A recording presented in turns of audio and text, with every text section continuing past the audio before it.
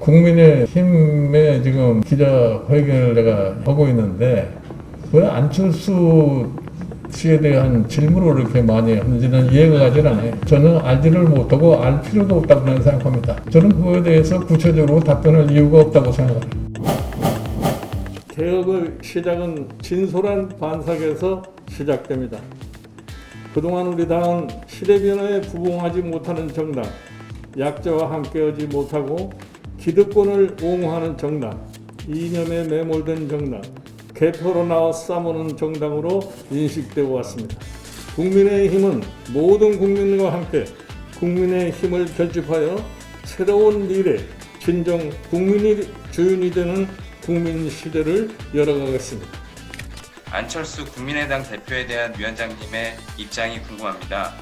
주호영 원내대표께서는 여러 차례 서울시장과 대선에서 안 대표 함께할 수 있다고 말씀하셨는데요. 위원장께서는 최근 인터뷰에서 외부 인사에게 서울시장 후보를 내주는 데는 좀 부정적인 입장을 밝히셨습니다. 내년 4월로 예정된 보궐선거에서 안 대표와 연대 여부에 대한 위원장님의 생각이 궁금합니다. 서울시장 후보로 되시는 분들이 과연 이 국민의힘에 들어가 가지고서 거기에서 후보가 되는 것이 본인들에게 유리하다고 생각하는 판단하는 분들이 계시면은 우리 당과 협조를 해가지고서 우리 당에 뭐 입당을 하시든지. 서울시장이든 대권이든 이제 안철수 후보가 많이 거론되고 있는데 앞서 인터뷰에서는 후보를 빼앗기는 건 우둔한 짓이라고 선을 그었습니다. 근데 안철수 대표에 대한 입장과 평가를 부탁드리고, 그리고 이제 홍정욱 전 의원에 대해서는 한 인터뷰에서 인물만 잘났다는 평가가 있으셨는데 그에 대한 직접적인 설명을 좀 부탁드리겠습니다.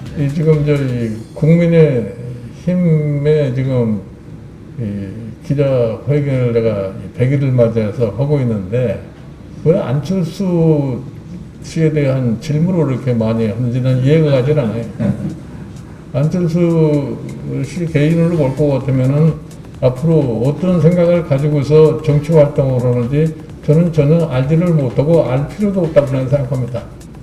근데 이 언론에서 자꾸 이 국민의힘과 안철수의 관계를 자꾸 말씀을 하시는데 저는 그거에 대해서 구체적으로 답변할 이유가 없다고 생각합니다.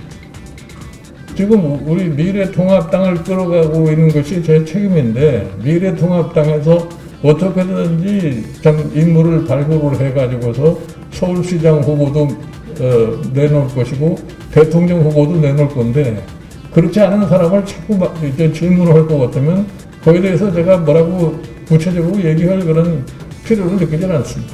홍정욱 씨 관련해서 질문드렸었는데 뭐라고요? 네, 홍정욱 그것도 마찬가지예요. 외부의 사람이 어떤 생각을 가지고 있는지 내가 전혀 알지를 못하는데 그 사람들에 대해서 자꾸 질문을 하기 때문에 거기에 대한 답변을 내가 뭐 구체적으로 할 이유를 느끼지가 않아요.